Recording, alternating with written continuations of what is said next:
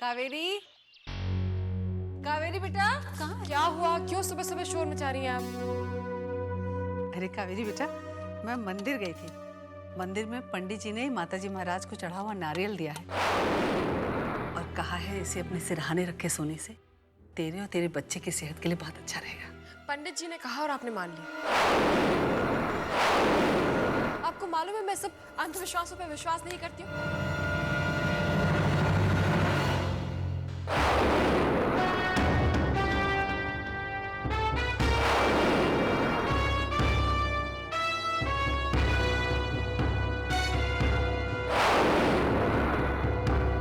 थारी धौने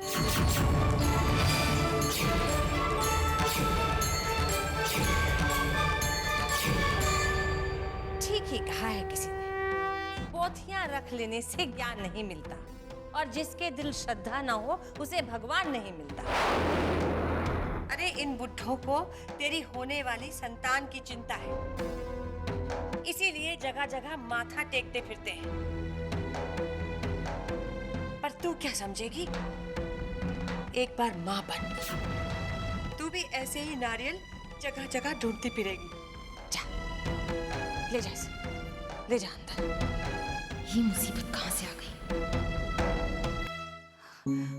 मनु भाभी, मनु भाभी, कहाँ थी? ये क्या मनु भाभी,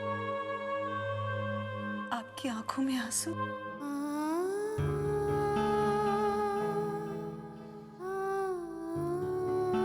हाँ देवरानी साहब,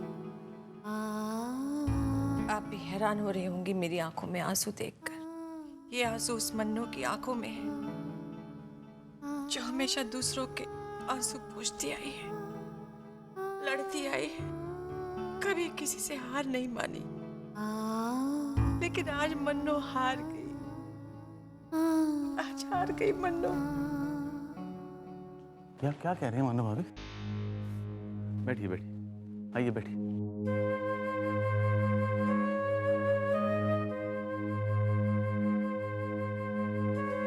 अब बताइए क्या हुआ? देवर साहब,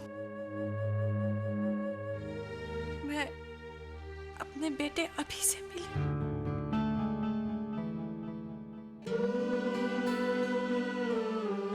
कुछ दिन पहले की बात है। अरे धौने, तू फिर आ गया और ये बिना मेरे से पूछे फोटो क्यों ले रहा है मेरी? Because you're very beautiful. नहीं, कहाँ से चले आते हैं फोटो लेने। अब बड़ा जिद्दी है, माँ नहीं है ना तो सारी जिद यहाँ घुल के बैठी है तेरी। क्या तोते की तरह नहीं पीनी, नहीं पीनी, मुँह खोल। लो पूरा मुँह खोल, पूरी पीनी है। और आप पूछ रही हैं कि किसको बुला के? मैंने बनाया। ऐसी हालत में ये सब करने की क्या जरूरत थी? वेल, आपने भी तो मेरे लिए बहुत कुछ किया है ना। आपके एहसानों तले मेरे कंधे झुके जा रहे थे।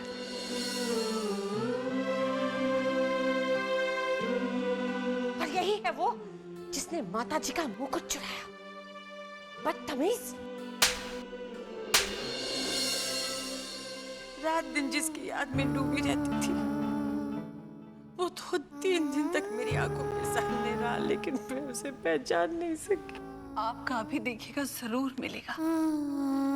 अगर आप दोनों को मिलना नहीं होता ना तो भगवान ने उसे आपके पास भेजा नहीं होता। हम अभी को ढूंढने की हर मुमकिन कोशिश करेंगे। हम अभी नाहर कुंवर साहब के यहाँ जाते हैं। ब्रजेश जी की पुलिस में अच्छी पहचान है, वो अभी को ढूंढने में हमारी मदद जरूर करेंगे। ये क्या कह रही है आप मनु भाभी? आपका बेटा आपको मिला और हाँ सलोनी, वो आया था मेरे पास, लेकिन कुदरत भी अजीब खेल खेलती है। एक पल के लिए मिला दिया और दूसरे ही पल मेरे बेटे को मुझसे अलग कर दिया। और ये आंखें उसे पहचान भी नहीं सकी। आप परेशान मत होइए मनु भाभी, हम सब आपके साथ हैं। मनु भाभी, मेरा दिल कहता है आपका अभी आपके पास जरूर लौट आएगा। माता महाराज की कृपा से आपका बेटा जरूर आपको मिल जाएगा। ब्रजेश, मेरे ख्याल से पुलिस की मदद लेनी चाहिए हमें। मैं कमिश्नर अंकल को फोन करता हूँ।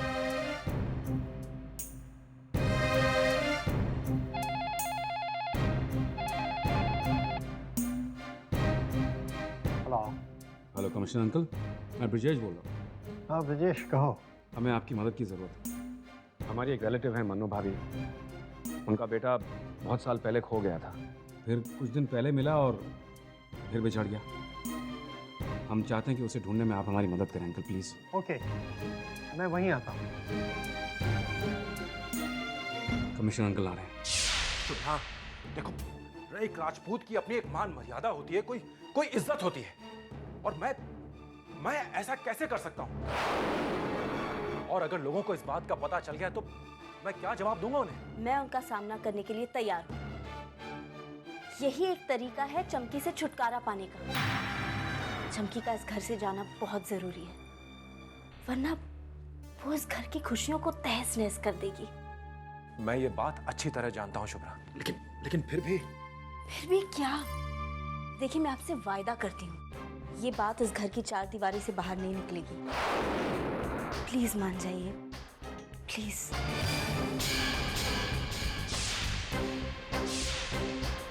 ठीक है शुभ्रा, मैं तुम्हारी ये बात मानने को तैयार हूँ, लेकिन बहुत बड़ा विश्वास किया तुम पे। इस विश्वास को तोड़ना नहीं। आपकी इज्जत मेरी इज्जत है, मैं इस पर दाग नहीं लगने दूंगी।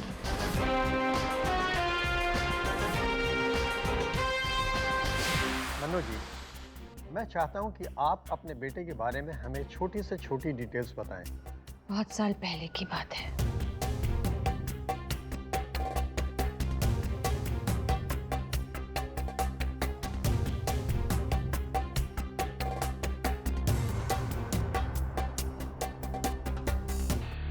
फिर मैंने उसे बोलने का मौका भी नहीं दिया और एक थप्पड़ जड़ दिया उसके चेहरे पर, और फिर वो बस पकड़कर चला गया। एक बार फिर मुझसे बहुत दूर। मन्नू जी, आप ये बता सकती हैं कि वो कहाँ जाने वाली बस में बैठा और उस बस के मेन स्टॉपेजेस क्या हैं? जी, वो बस बीकानेर से जैसलमेर जाती है, मेड़ता में मीराबाई के धाम पर रुकती है, फिर बाबा रामदेव के स्थल से होते हुए सीधा जैसलमेर पहुंचती है। कोई तस्वीर है आपके पास उसकी? जी, इस वक्त तो कोई फोटो नहीं है। हाँ, उसके बचपन की एक तस्वीर है मेरे पास, पर मैं ये बता सकती हूँ उसने जीन्स पहनी हुई है और पीले रंग की टी शर्ट। हम आपके बेटे को ढूंढने में अपनी पूरी ताकत लगा देंगे। ब्रजेश बेटा, मैं चलता हूँ। चलिए, मैं आपको बाहर छोड़ देता हूँ, आइए।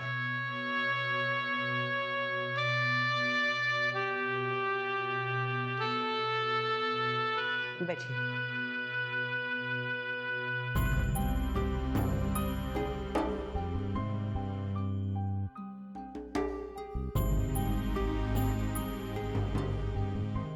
खाना खा लीजिए मन्नू भाभी, आपने सुबह से कुछ नहीं खाया है।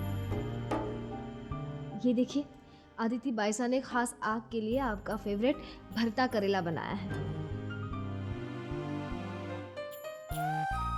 एक दिन मैंने भी करेले बनाए थे उसके लिए, बहुत शौक से खाए उसने। अब पता नहीं कहाँ भटक रहा होगा बिन खाए पिए मेरा बच्चा। यहाँ पर खाने में सबसे अच्छा क्या मिलेगा? साहब, यहाँ पर तो सभी चीज अच्छा है, मगर यहाँ का भरवा करेला बड़ा ही मजेदार होता है। मेरे ख्याल से तो आप वही खाकर देखिए। बदतमीज!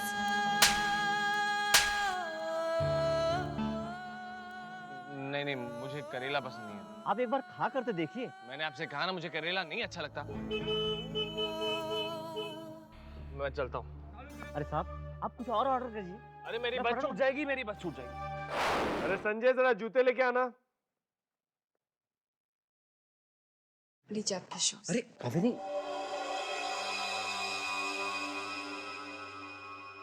कितनी बार मना किया है मैंने तुम्हें, ऐसा कोई काम नहीं करो जिसमें तुम्हें झुकना पड़े। बैठो। मैंने कहा ना तुम्हें आराम करना चाहिए, अपना पूरा ख्याल रखना चाहिए। थोड़ी सी लापरवाही और तकलीफ भी हो सकती है। अच्छा, एक चीज बताओ, वो जो मूवीज में दिखाते हैं कि बच्चा पेट में लात मारता है, वो बात सच है क्या? हाँ, होता है ना, मैंने भी फील किया है। ओह कावेरी, मैं तुम्हें बता नहीं सकता, मुझे दुनिया का सबसे खूबसूरत गिफ्ट देने वाली हो तुम। समर, मन्नू भाभी आ गई है। अच्छा, कब, कहाँ? आज जब सुबह हम मार्केट गए थे मम्मी पापा के साथ, तो वो पीछे से आ गई। ग्रेट। तुमने मुझे बताया क्यों नहीं? वो एक्चुअली तुम सो रहे थे, और जब वो आई हैं तो फिर कुछ समय तक तो रुकेंगी।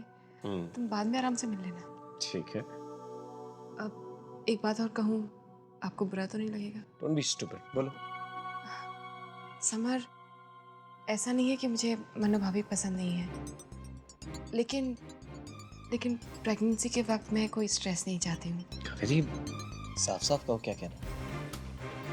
क्या मन्नू भाभी हमारे साथ यहाँ रहेंगी? मन्नो भाभी हमारे घर के एक सदस्य हैं और मुसीबत के वक्त हमेशा उन्होंने मदद के लिए पहले हाथ बढ़ाया। अब वो यहाँ रहेंगी या नहीं रहेंगी, इसका फैसला मैं नहीं, वो खुद करेंगे। चलो।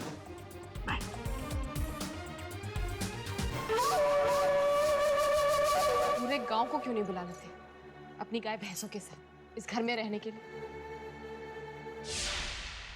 शुभ्रा,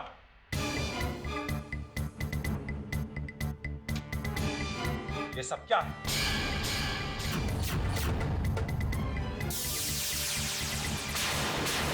इतना बड़ा विश्वासघात?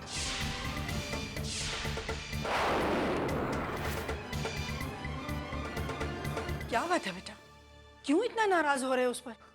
वो पति नाराज नहीं होगा तो क्या होगा माँ, जिसे ये पता चले कि उसकी पत्नी किसी गैर मर्द के साथ संबंध बनाए हुए है।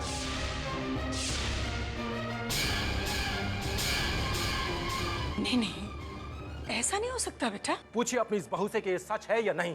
पूछिए इससे कि ये सारे खत सच है या झूठ। पूछिए इससे कि यह शादीशुदा होते हुए भी इसने अपने आशिक के साथ संबंध बनाए हैं या नहीं। हाँ, है मेरे संबंध गैर मर्द से,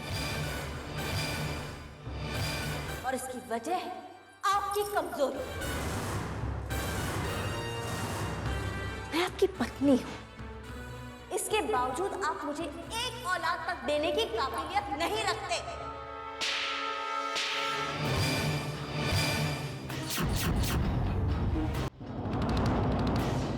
शुभ्रा, खबरदार जो तुमने मुझ पर गलत इल्जाम लगाया। उठाइए हाथ मुझ पर, एक और बार हाथ उठाइए। मैं तो आपसे पीछा छुड़वाना ही चाहती हूँ। तलाक तो मैं आपसे लेकर रहूंगी, और जब मुझसे इस तलाक की वजह पूछी जाएगी ना, तब मैं आपकी कमजोरी पूरी दुनिया के सामने लाकर रखूंगी।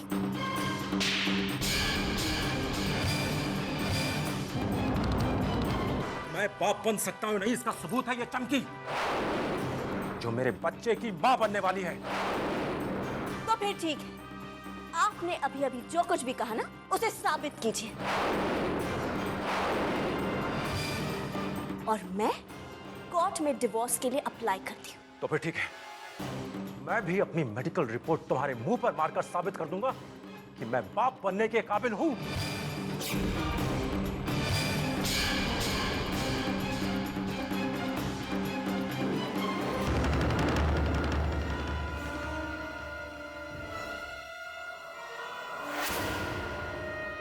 मनु भाभी, थोड़ा जूस पी लीजिए।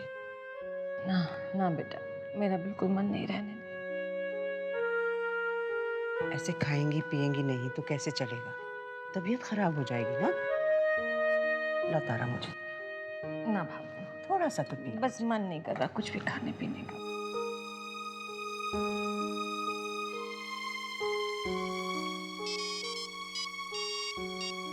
हेलो, नाहर कमिश्नर बोल रहा हूँ। हाँ बोलिए कमिश्नर अंकल। देखो, आप ऐसा करो कि आप सब लोग मनोज जी को लेकर हॉस्पिटल आ जाओ। हॉस्पिटल? क्या बात है अंकल, हॉस्पिटल किस लिए? जैसलमेर जाने वाली एक बस का आज एक्सीडेंट हो गया। ये बस उसी रास्ते से जा रही थी जैसा मनोज जी ने हमें बताया था। घटना स्थल से कुछ लाशें बरामद हुई हैं, और मुझे शक है कि उनमें से एक लाश उसी की है जिसकी हमें तलाश है।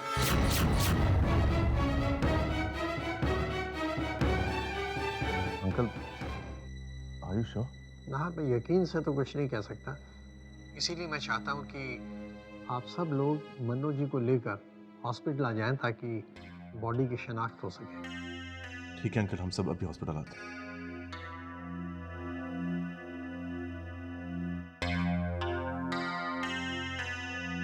वो नाहर कमिश्नर साहब हॉस्पिटल जाने की बात क्यों कर रहे हैं? मन्नू भाभी, देखिए परेशान होने की बात नहीं है। कमिश्नर अंकल का फोन था कि एक बस का एक्सीडेंट हो गया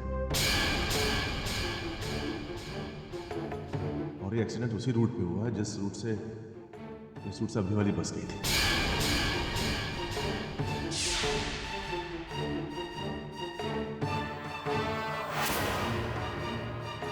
एक्सीडेंट में कुछ लोग घायल हुए हैं, इसलिए अंकल का ऐसा सोचना है कि हमें भी हॉस्पिटल में जाके देख लेना चाहिए।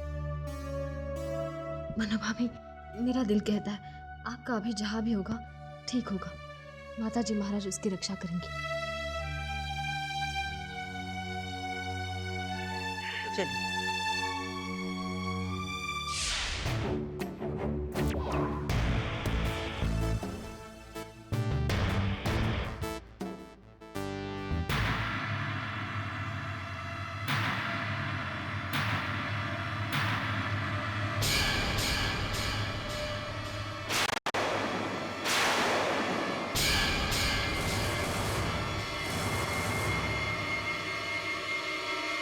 कमिश्नर साहब, क्या आप हमें कहाँ लेकर आए?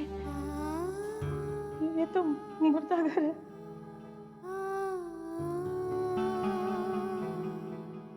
देखिए, जिस बस का एक्सीडेंट हुआ है उसमें से हमें कुछ लाशें मिली। आप देखकर शिनाख्त करके बताइए कि उनमें से कहीं आपका वो खोया हुआ बेटा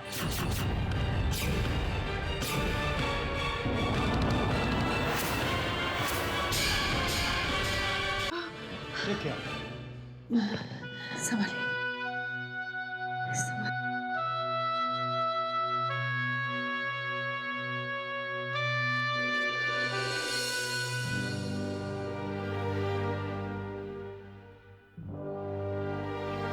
शिनाख्त करवाइए। जी साहब। मन्नू जी, प्लीज।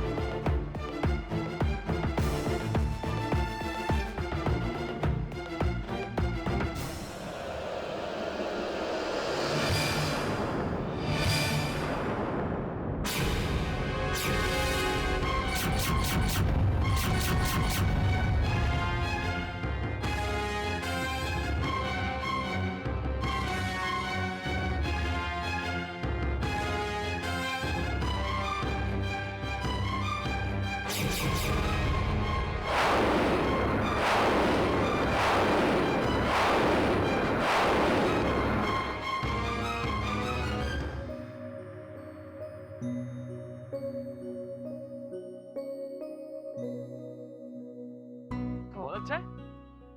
किसके लिए? अरे तुम्हारे लिए तो बनाया है, छीन क्यों रहे हो? मेरे लिए? That's great. यहाँ कभी कभी शाम को ठंड हो जाती है, इसकी जरूरत पड़ेगी। और देखो, इस पे तुम्हारा नाम भी लिख दिया मैंने। Thank you so much. ये बताइए मैं कैसा लग रहा हूँ? नजर न लग जाए। अगर मेरा बेटा खोया ना होता तो वो आज तुम्हारी ही उम्र का होता, बल्कि शायद तुम्हारे जैसा ही लगता। चलिए ठीक है, थोड़ी देर के लिए मान लेते हैं कि मैं ही आपका बेटा, लेकिन मैं ज्यादा दिनों तक नहीं रुकूंगा आपके पास।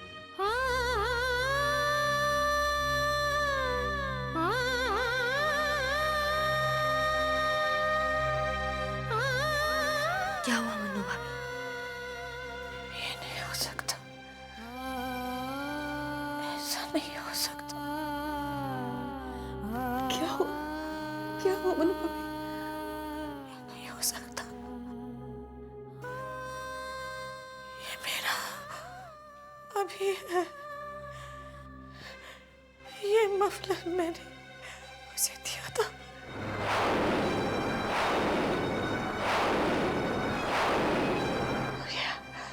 अचानक संभालिए अपने आप को मन्नू भाभी। ईश्वर की मर्जी के आगे हम क्या कर सकते हैं? शायद हमसे ज्यादा जरूरत अभी की ईश्वर को थी, इसीलिए, वरना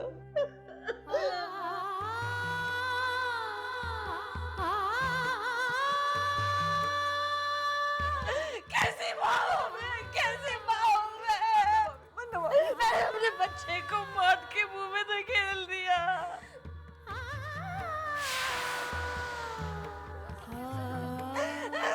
ना मैं इसे जाने को कहती और ना ये हादसा होता।